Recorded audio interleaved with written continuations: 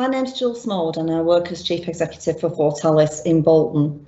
And I'd like to share with you today some of the work that we do and some of the difficulties maybe that our victims that come into us actually suffer and go through.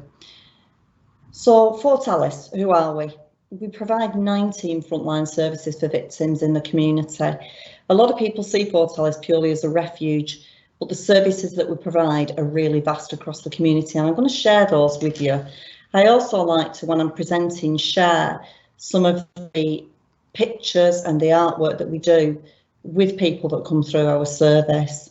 So I'm going to move into my slides now and just start to share some of the work that we do. I wanted to start with a child's poem, and you'll see from the screen a child coming into the refuge. And I think this is one of the really sad parts sometimes for children when they come in.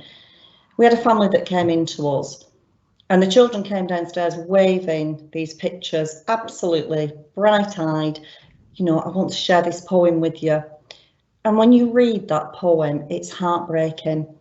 I can always remember the staff's faces as I walk through, because that's the normality of what a lot of our children suffer. We do quite a lot of work around statistics in the refuge, and we look at, you know, why do things happen? And 53% of our victims that have come into the refuge have actually suffered domestic abuse as a child, and that's quite a high figure. So I wanted to start with that as a child's poem, just for you to see and just to get a grip of what it's like for our children that come in. But equally, one of our victims that came in, and we actually, victim to survivor is something we use terminology a lot. These were her words as she came in.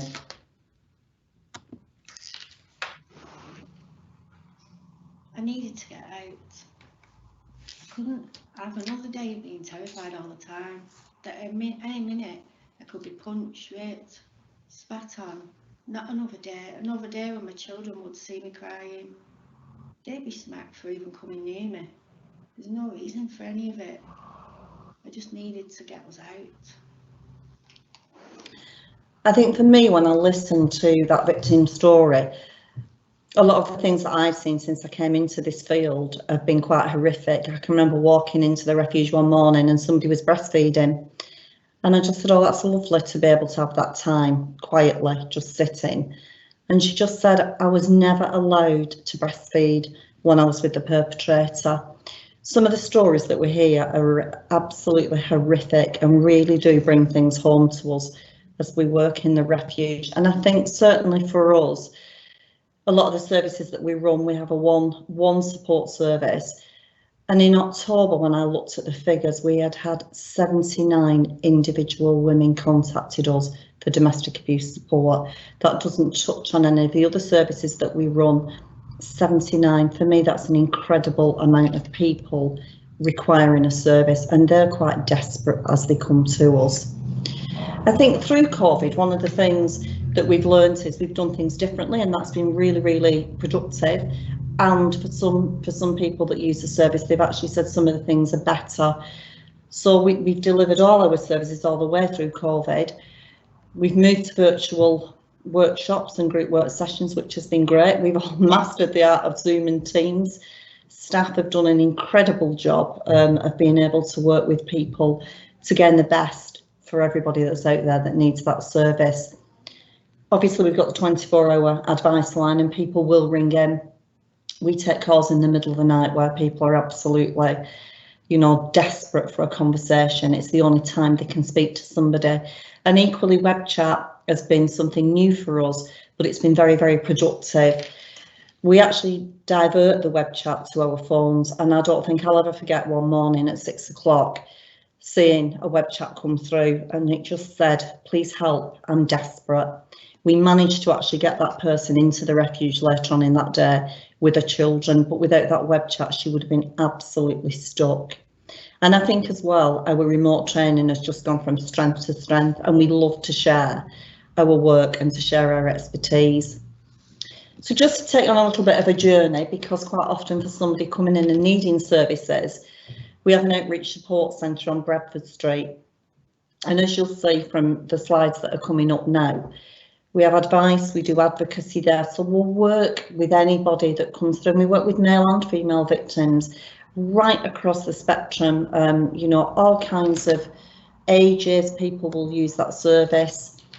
We will do risk assessments with anybody that comes into the service, and sometimes that will result in people going into MARAC and then into the IDVA service, which obviously is working with high risk clients. We've got a full counselling service, which is got 40 counsellors actually now that will work on site over the course of a week. We're obviously doing a lot of that virtually at this moment in time, but we have started to reintroduce some of that service, which is proving really, really needed again at this moment in time. We do lots of group work. We do the Freedom Programme that helps victims to identify traits of perpetrators, but we've written some other programmes, and I think for me, more pertinently, Next Steps helps people once they've done the Freedom Programme to identify where they are in their life and how they're able to move things forwards. We run the IRIS project, which is educating GPs.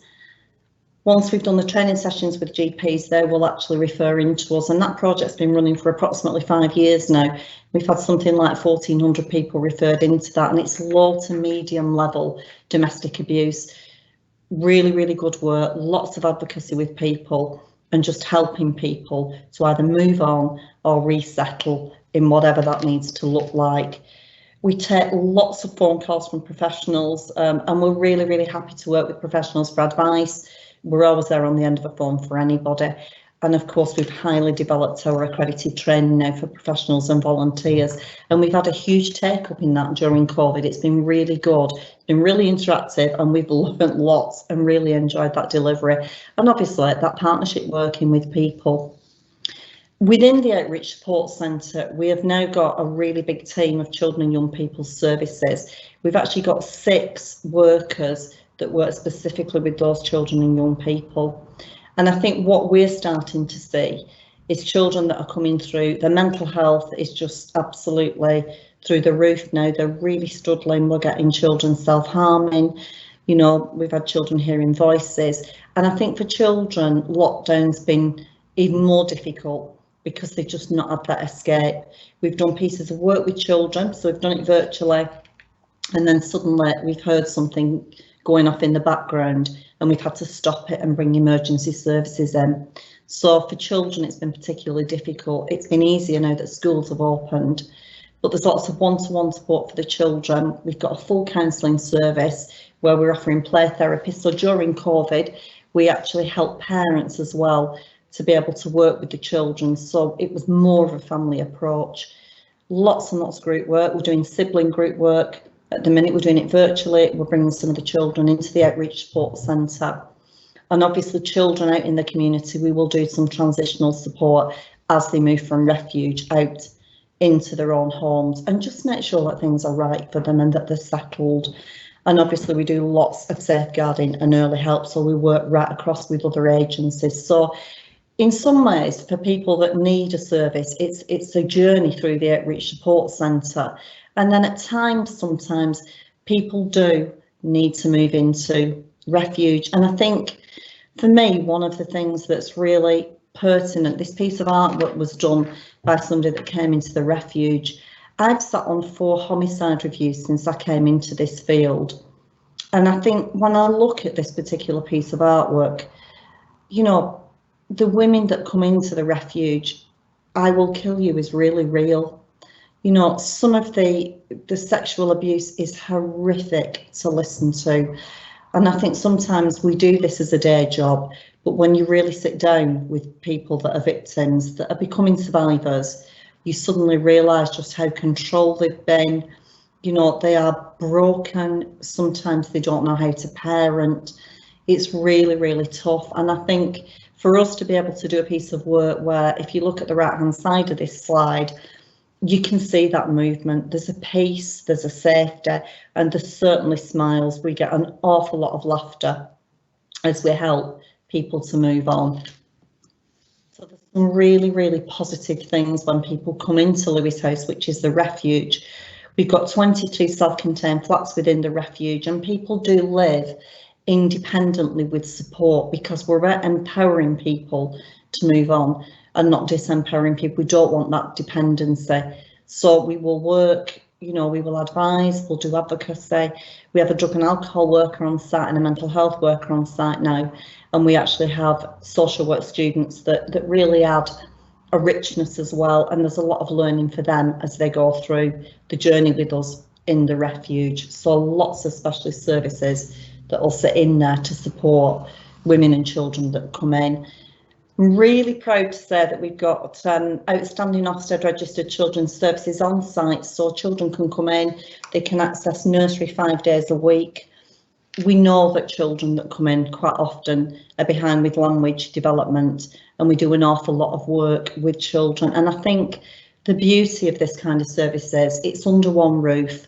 We're on site 24/7 for people. We've got that one-to-one support, counselling for children, the group work, but I think more than anything, it's that whole family approach. It's helping the whole family heal and actually get to a place that they feel safe enough to move back out into the community with new skills, with new ideas, and with a bit of ambition that, you know, they can do this. And that is just absolutely wonderful. I wanted to just share a little bit of feedback from somebody that came into the refuge. Leaving him was so tough. I was so scared, but finally accepted that me and my boys really needed to be safe. Me and my 3 boys came in January 2020, and we arrived with just a bag and a pushchair, and that was everything we had. The staff at the refuge are so amazing and caring.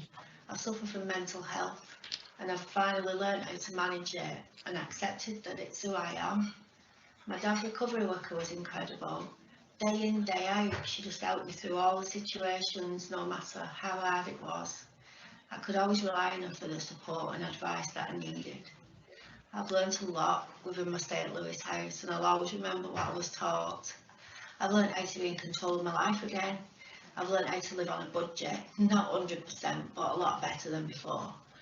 I've learnt that when you open up, when you're struggling, you start to feel the pressure coming away, and things may not look brighter straight away. But with the help and support, you start to see the brighter side. Support at the refuge for parents with children is amazing. Creche always helped me on my bad days. Because of Fort Alice, me and my boys are now slowly settling into our new home and starting the next chapter in our journey. I think that for me just demonstrates the journey that we're on. That girl was absolutely broken when she came in with the boys, and as she said, you know, to arrive with nothing but a pushchair and a few bags and to just watch her rebuild a life was just absolutely wonderful. And that's really what Fort Alice is about. We're about working with people and trying to help them to get where they need to be. I think I could never end because I will forever be an educator. That was my background before I came into this, but I think for me, I kind of wanted to end where I guess maybe I'd like to begin, and that is starting with the children in schools and educating them on healthy relationships. And the very first year that we ran this healthy relationships programme, all the staff are teacher trained. We actually had 56 disclosures that were sat under the radar. So I think it's really important for us to think about how we educate our children and young people. And finally, I just wanted to say thank you for listening. We're here to help. Anything that we can help with, you know, you only need to ring. And I just really wanted to end with that quote that somebody said once after they'd done a piece of training, you know, that they can give us that jug of water when it's so full, they can pass it over to us. So I just wanted to say huge thank you for listening. Please talk to us. We're here as a service with anything that we can help with.